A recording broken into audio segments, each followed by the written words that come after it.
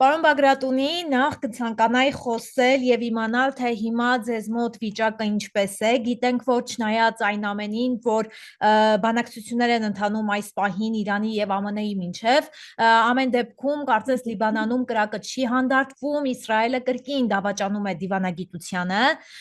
Ակնհայտ տեսնում ենք, որ նաեւ բանակցային սեղանի վրա դրված է Լիբանանի հարցը ու կարելի ասել կարմիր գիծ է Իրանի համար։ Նախ կցանկանայի ասեիք վիճակը ինչպես է եւ արդյոք դուք հավատում եք, որ ինչ-ինչ առումներով Լիբանանում հրադադար կհաստատվի։ Ճիշտ է, Բեյրութից հեռու են, այսպես ասած, կրակները, բայց ամեն դեպքում ամբողջ Լիբանանի հարավը հրետակոծվում է։ Գիտեք, քաղաքական զինվորական պարամետրի մեջ հրադադարի նոր հասկացողությունը ի հայտ եկավ այս վերջին պատերազմին, որ հրադադար մենք գիտենք կնշանակե փոխադարձ հարձակումները դարձնել թիրախավորումները, բայց երևույթին այս նոր հասկացողությունն է, որ նույնիսկ երբ հրադադար գլա գշարունակվին հարձակումները, թեև որոշ չափով նվազ դարողությամբ։ Այսօրվա հաշվարկով, այո, պատերազմը այն ինչ որ քանի մի շաբաթ առաջ ականատես եղանք, նվազած է իր դարողությունը, սակայն Իսրայել գշարունակե իր թիրախավորումները անհատներու թե հատուկ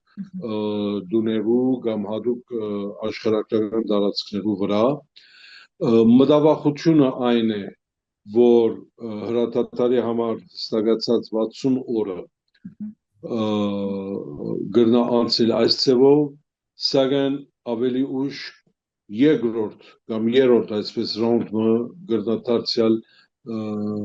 Իսրայելի կողմից շղթայազերծվի։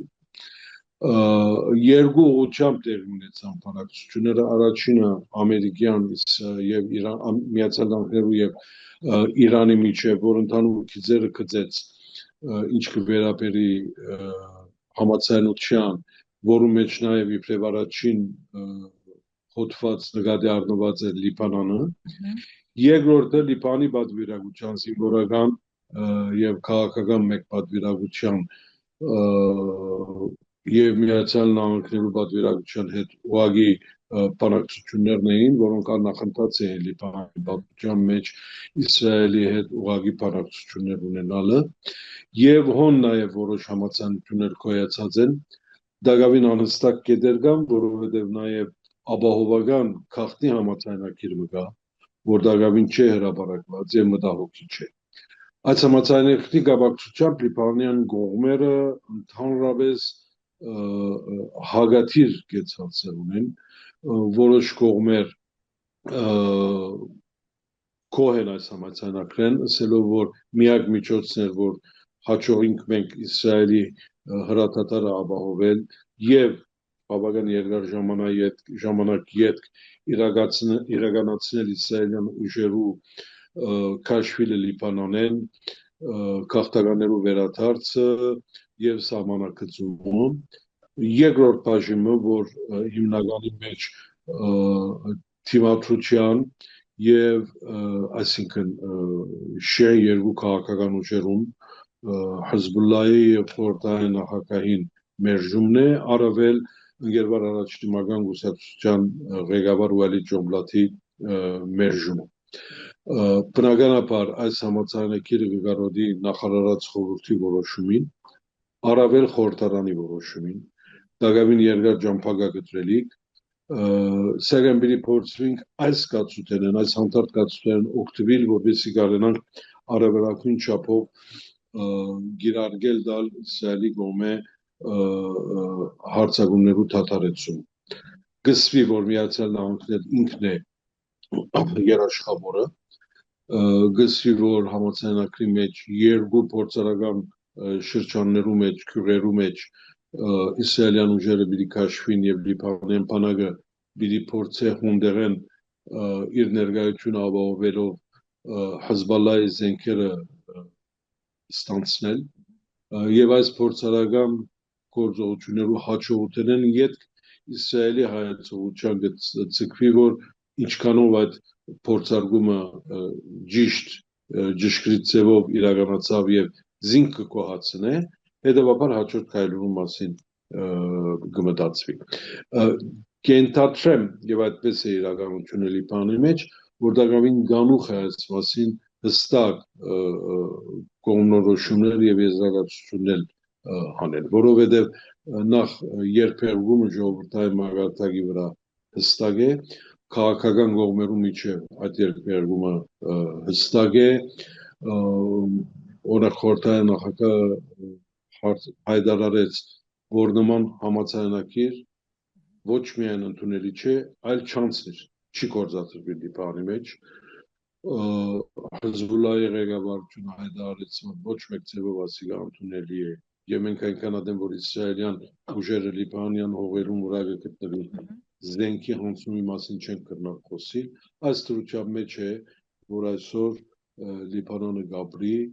մյուս կողմը անշուշտ Միացյալ Նահանգներու ճնշումները կբազմանան,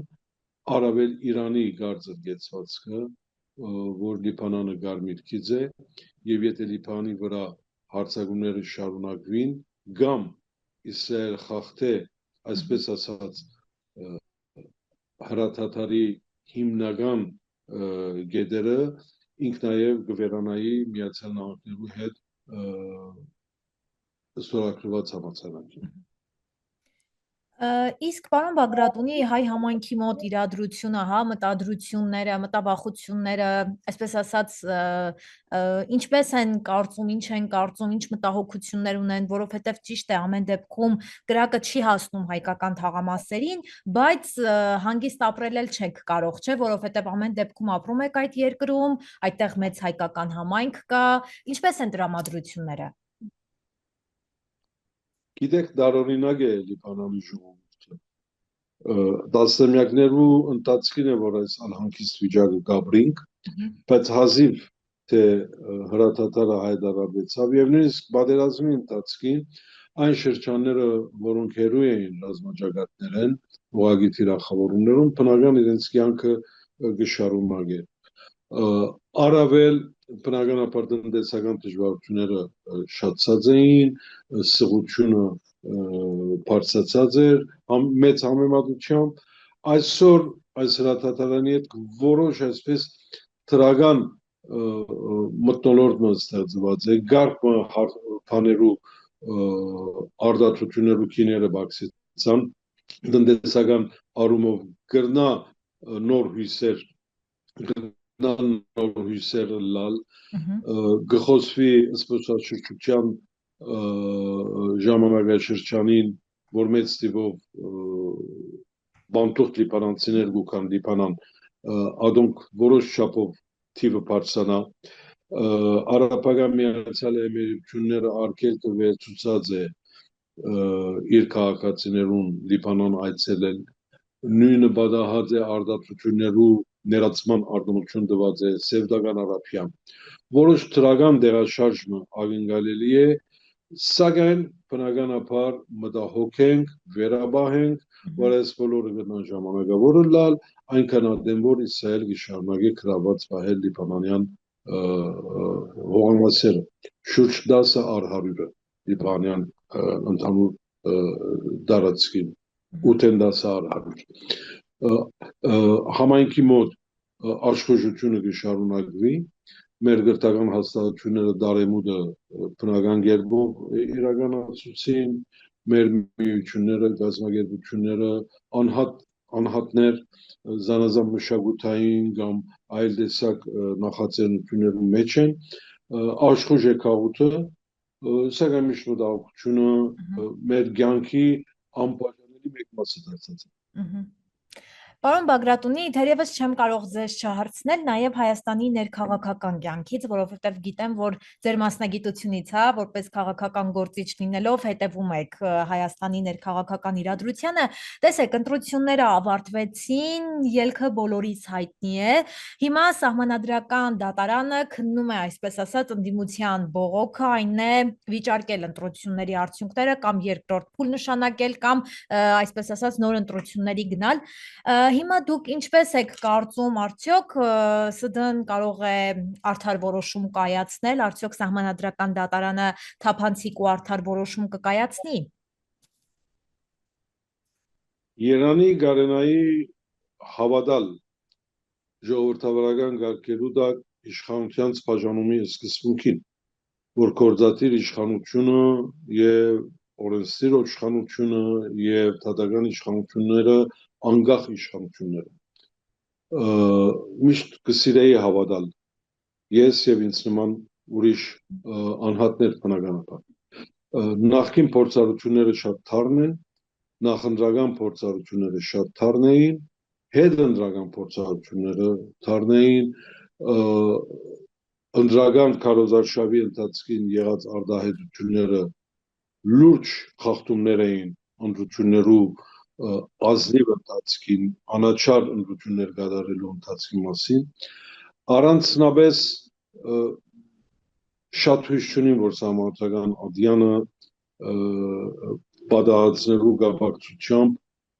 արդար որոշում դա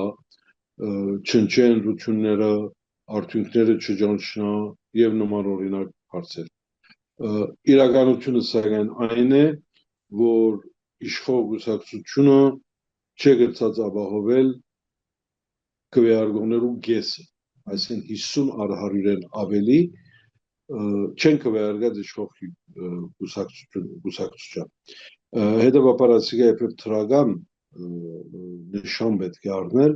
որ ժողովուրդը արդեն արթուն է արթնցած է չնայած որ նաև խախտումները եւ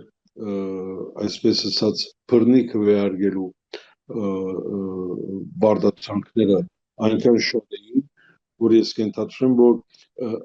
ներհայաստանյան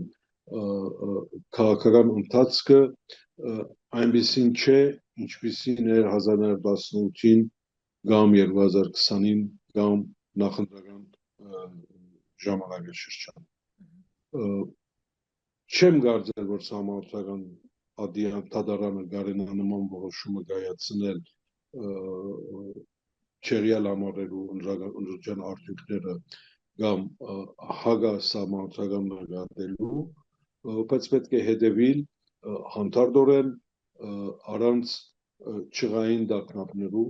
որ դժբախտաբար հաջող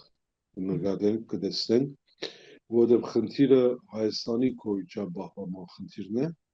խնդիրը ժողովրդավարության ամթին Հայաստանի ապակա խնդիրն է ապակայի խնդիրն է եւ երբ կսեմ Հայաստան կսեմ ամբողջ հայության Հայաստանը եւ ոչ թե Հայաստանի մեջ բնակող քաղաքացիներու Հայաստանի մասին է խոսքս